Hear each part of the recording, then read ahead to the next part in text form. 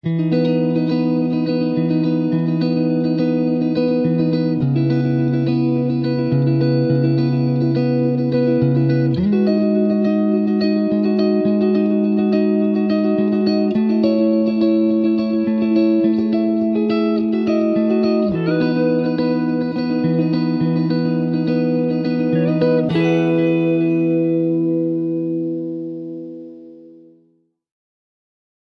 అండి, నమస్తే అందరికీ. ఈరోజు మనం బెంగళూరులో ఉన్న శ్రీ గోవర్ధన గిరి క్షేత్రం దగ్గరకు వచ్చేసాము. గోవర్ధన క్షేత్రం అంటేనే మనకు తెలిసిపోతుంది ఇది శ్రీకృష్ణునికి సంబంధించిన గుడి అని చెప్పి.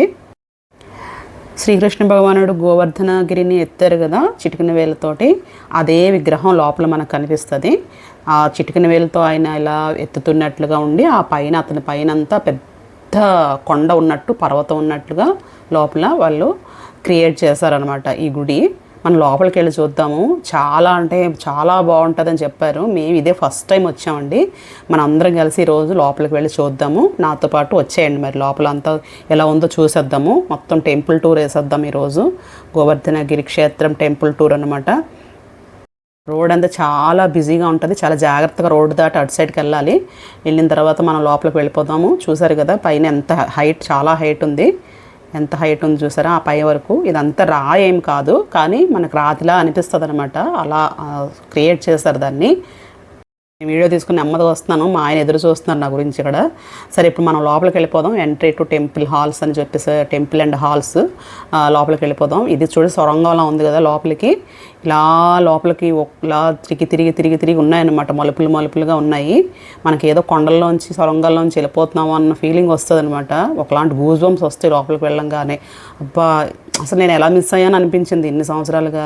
అంటే ఈ గుడి చాలా సంవత్సరాలు అయింది కట్టి, మేము వెళ్ళలేదన్నమాట. ఇది ఫస్ట్ టైం వెళ్తున్నాం మేము కూడా. అందరం కలిసి ఈరోజు దేవుని దర్శనం చేసుకుందాము. చూసాము, మనం లోపలికి వచ్చాము. ఇప్పుడు ఇక్కడ శ్రీకృష్ణుల వారి విగ్రహం ఉంది కదా సెంటర్లో. ఇలా మనకు చిటికిన వేలుతో పైకి ఎత్తినట్లు ఉంటుంది. పైనంతా పర్వతంలా ఉంది చూసారు కదా. ఈ చుట్టుపక్కల దగ్గర నుంచి నేను చూపిస్తాను, వెయిట్ చేయండి. ఇప్పుడు ఈ గోడల మీద ఏమేమి చెక్కారో మనం చూద్దాము. చూసారు కదా,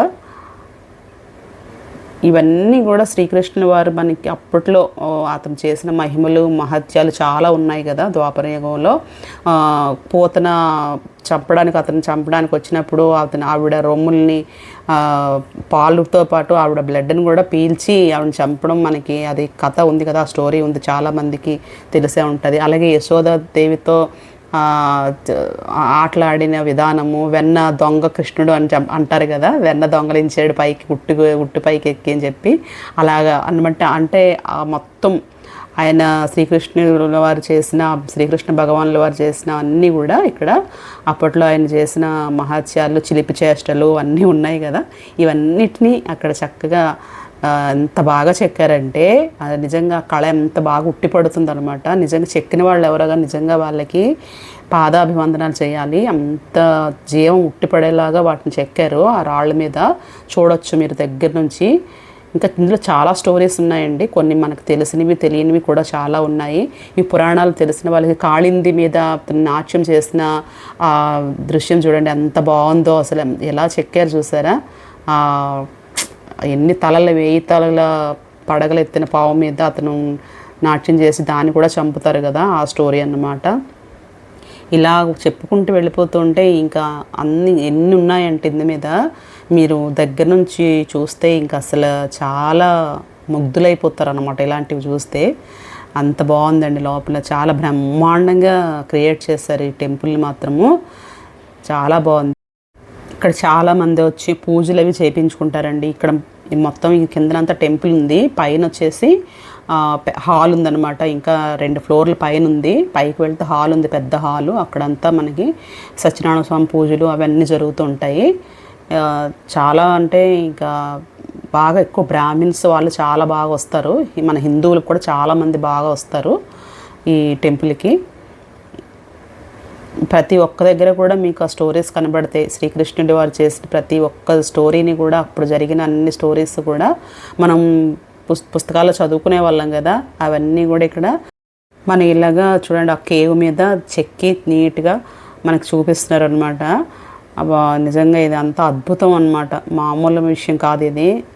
హ్యాట్స్ ఆఫ్ వాళ్ళకి నిజంగా. దీని ఈ గోడల మీద ఇలా చెక్కిన వాళ్ళకి మాత్రం ప్రతిదానికి చాలా స్టోరీస్ ఉన్నాయి. నాకైతే కొన్ని తెలుసు, కొన్ని తెలియదు. ఇక్కడ మీకు తెలుసుంటే కనుక అర్థమైపోతుంది ఇది దేనికి సంబంధించిందని చెప్పి. ఇక్కడ ద్రౌపది వస్త్రాపహరణం అండి, ఇది మాత్రం నాకు బాగా తెలుసు. ఇక్కడ చూసారా, ద్రౌపదీదేవి కృష్ణ అని ఏడుస్తుంది కదా, ఆవిడకి వస్త్రాపహరణం చేస్తారు కదా కౌరవులు. ఆ టైంలో కృష్ణుడు వచ్చి చీరను అందిస్తాడు కదా, అదన్నమాట. ఆ దృశ్యాన్ని అలాగా వేశారు. ఇక్కడ బలరామ కృష్ణ నేను అనుకుంటున్నాను, ఆ ఉయ్యాల్లో కూర్చున్నది ఇద్దరు కూడా. అది కూడా చాలా బాగుంది. ఇంక లాస్ట్ అండి దశావతారాలు, ఇది చూడండి అసలు అద్భుతం ఎంత బాగుందని. ఇంకా భగవంతుడు లాస్ట్లో విశ్వరూపం అన్నమాట అది. ఈ వీడియో మీరు చూసిన తర్వాత గోడల మీద చెక్కారు కదా ఆ స్టోరీస్, ఎవరన్నా తెలిస్తే ఏంటి దేనికి సంబంధించిన స్టోరీ అని కూడా కొంచెం మీరు కామెంట్ చేయండి.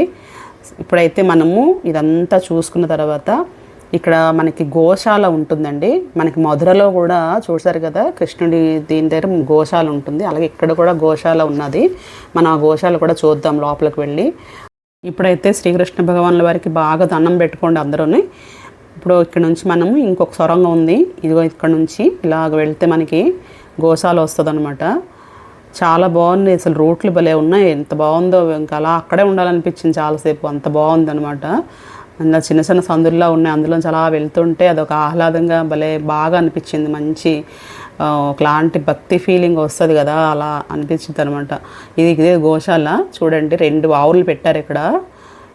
ఇక్కడ మన వీటికేమో ఇక్కడ దాణా వేస్తారు ముందని చూసారు కదా, లైక్ ఫీడింగ్ గడ్డి ఇంకా అన్నీ ఉంటాయి కదా, చిట్టు తౌడు అన్నీ వాళ్ళం కదా మనం అప్పట్లోని.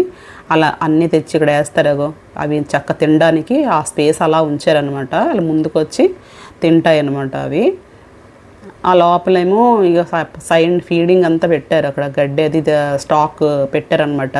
ఎప్పుడంటే అప్పుడు అవి ఆకలేసినప్పుడు ఒక ఆయన ఉన్నారు, అతను చూసుకుంటారనమాట వచ్చి. ఇదండి గోవర్ధన క్షేత్రం మీకు టెంపుల్ టూరు. నచ్చిందా? నచ్చితే లైక్ చేయండి, అలాగే ఈ వీడియో షేర్ చేయండి, అలాగే నా ఛానల్ సబ్స్క్రైబ్ చేసుకోండి. Thank you so much. Bye bye.